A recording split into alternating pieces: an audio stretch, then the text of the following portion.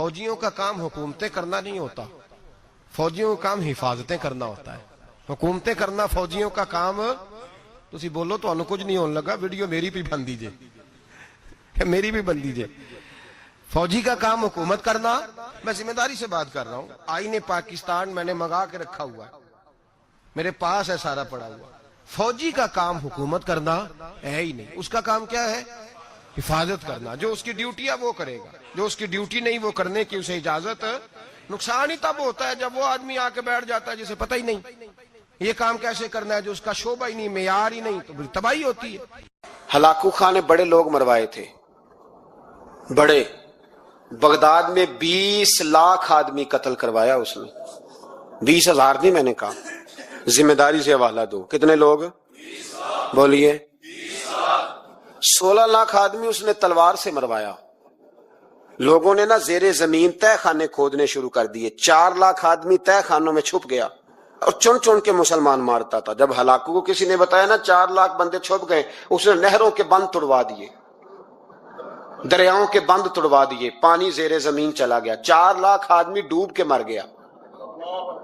20 لاکھ آدمی مروایا۔ ایک دن ایک علاقے میں گھوم رہا تھا، لیمبو کھانے کا بڑا شوقین تھا، بازار میں گیا تو ایک لیمبو خریدا۔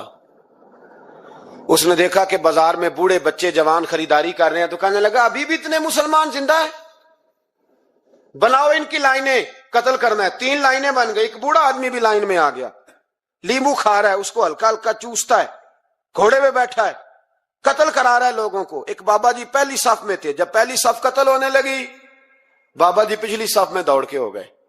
ہلاکو خان ہنس رہا ہے اس کو دیکھ کے، معاذ اللہ، جب بندہ ہوتا ہے نا کسی منصب پہ پھر وہ مذاق اڑاتا ہے دوسروں کا۔ بابا دوسری صف میں آیا تو ہلاکو خان نے وہ بھی قتل کرائی، تو بابا دوڑ کے تیسری صف میں۔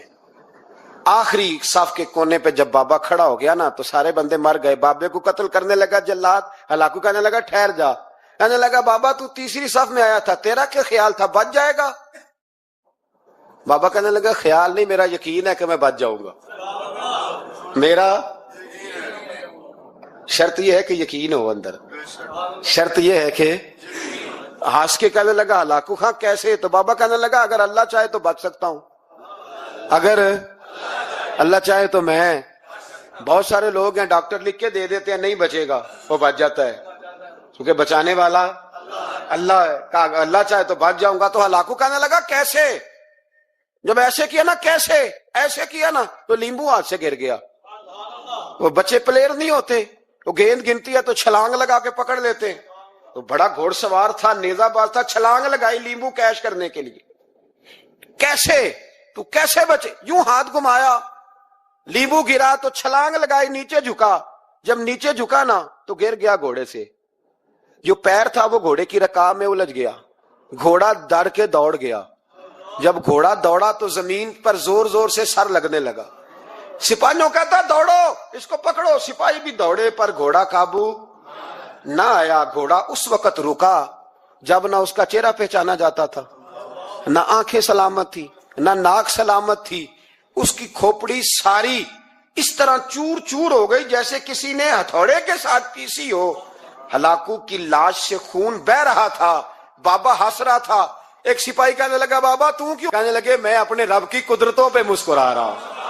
کل من علیہ فان ویبقی وجہ ربک ذو الجلال والاکرام۔ کا میں نے اسے سمجھایا تھا کہ بچانے والا بچا لیا کرتا ہے، تو اس نے مجھے۔ حضرت امام مالک بیٹھے تھے ہارون رشید کے پاس، سخت پیاس لگ گئی ہارون رشید کو، اتنی سخت گرمی پیاس، یہ روزہ کھول کے نا کوئی چیز نہ ہو، پانی ہو تھوڑا سا ٹھنڈا سادہ پانی، تو دل کرتا ہے سارے پی جائیں آج۔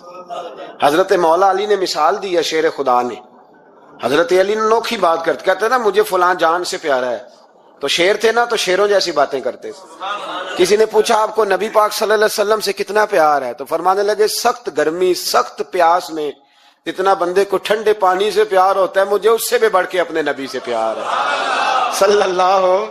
ایسی مثال عطا فرمائی، لوگ وہیں کھڑے ہیں جان سے زیادہ پیارے ہیں، فرمایا نہیں، سخت گرمی میں سخت پیاس میں اتنا بندے کو ٹھنڈے پانی سے پیار ہوتا ہے مجھے اس سے زیادہ مصطفیٰ سے پیار ہے۔ یہ مولا علی کا فرمان ہے۔ हारून रशीद को प्यास लग गई तो पानी कुछ देर से आया तो तड़पने लगा, पानी लाओ, गला खुश्क हो गया, घंटा हो गया, शोर करने लगा, जलाल में आ गया, तड़प, लाते क्यों नहीं, जल्दी करो। जब बंदा गर्मी में आता है ना बाहर से, तो पानी देर से आया ना तो दिल करता है कि वो हो सकता है घर में कोई बम भी फोड़ दे, तो पानी को देर से आया है, पहले पानी। इसलिए समझदार खवातीन बाहर से जब कोई आता है तो पहले पानी लाती है, पानी लाती है, पानी पी ले जनाब। तो हारून रशीद तड़प रहा है, इमाम मालिक करीब बैठे थे, खादम कहने लगा हुजूर एक कुआं खुश्क हो गया है और दूसरा आपकी शयान शान नहीं, पानी साफ नहीं, तो तीसरे से बंदा लेने गया है, आ रहा है। बंदा थोड़ी देर से आया तो हारून रशीद बड़ा परेशान था। अब बात इमाम मालिक कर रहे थे तो वो ना तवज्जो उसकी पानी की तरफ थी, प्याला पानी का अंदर दाखिल हुआ तो हारून रशीद का दिल करता था कि उड़ के पानी के करीब चला जाओ, लपक रहा था पानी की तरफ। जब पानी आया उसको पकड़ाया तो इमाम मालिक रहमतुल्लाह अलैह कहने लगे बादशाह जरा ठहर जा, ठहर जा, पी ले, नया आ गया ना अब तेरे कब्जे में है, एक मसला मुझे बता ले फिर पानी पीना। हारून रशीद एक रात पहले ना बड़ी बातें कर रहा था कि मैं हुकूमत सही चला रहा हूं, मेरे मामलात बड़े अच्छे, अपनी हुकूमत की तारीफें एक रात पहले हो रही। अब जब पानी पीने लगा तो इमाम मालिक उसको रात वाली बात पे उसे समझाना चाह रहे हैं। फरमाने लगे बादशाह रुक जा, रुक गया। आप फरमाने लगे अगर ये पानी मिलता ही ना, पूरे मुल्क में ना मिलता, फिर तुझे पता चलता पूरी दुनिया में नहीं मिलता। सोचें आप, अगर पानी खुदा ना खास्ता अगर पानी मिले ही ना, का ना मिलता, पानी को कोई अहमियत तो नहीं ना हम देते, नलका खुला है तो खुला है, और अगर मिले ना तो हमारी बुनियादी जरूरत है पानी, एक कदम ना लोग चल सके। कहा हारून रशीद अगर मिले ही ना और अगर तुझे लेना पड़े एक प्याला पानी का तो क्या दे के लेगा? कहने लगा मैं अपनी आधी सल्तनत दे दूंगा, आधी हुकूमत और पानी का प्याला ले लूंगा। इमाम साहब फरमाने लगे चल समझ में आ गया, पी ले पानी। उसने पी लिया तो पिया इस तरह के पानी प्याला मुंह से लगाया तो उतारा तब भी जब खत्म हो गया तो इमाम साहब फरमाने लगे पी लिया का पी लिया। फरमाने लगे एक मसला और बता, अब अगर तूने पानी पी लिया तेरा पेशाब बंद हो जाए, ये पानी पीने के बाद फिर पेशाब आना भी जरूरी है, अगर बंद हो जाए तो फिर क्या देगा? तो इमाम साहब की तरफ गौर से देखने, फरमाने लगे सोच के बताना। कहने लगा हुजूर आधी सल्तनत बाकी की भी दे दूंगा। तो इमाम साहब ने रुमाल उठाया, कंधे पे रखा, चलने लगे। कहां जा रहे हो? फरमाने लगे उस बादशाह के पास क्या बैठना जिसकी पूरी सल्तनत की कीमत पानी का एक प्याला है। एक प्याला पानी का अगर ना मिले तो आधी गई और पेशाब ना आए तो बाकी भी। कहने लगे तू किस सल्तनत की बातें करता है? कुल्लु मन अलैहा। सिकंदर आजम ने 32 साल की उम्र में आधी दुनिया फतह कर ली थी। तो लोग पता क्या कहते थे? ये वो बंदा है जिसको तारीख ने ग्रेट का लकब दिया है। लकी नहीं कहते, हम कहते बड़ा लकी है भाई। लोग कहते थे ये मकनातीसी आदमी है, कभी नाकाम हुआ ही नहीं। सिकंदर आजम कभी नाकाम नहीं हुआ। जिस इलाके, और उम्र कितनी भाई, इतनी कम उम्री में इतनी दलेरी, आधी दुनिया फतह कर ली। मुल्तान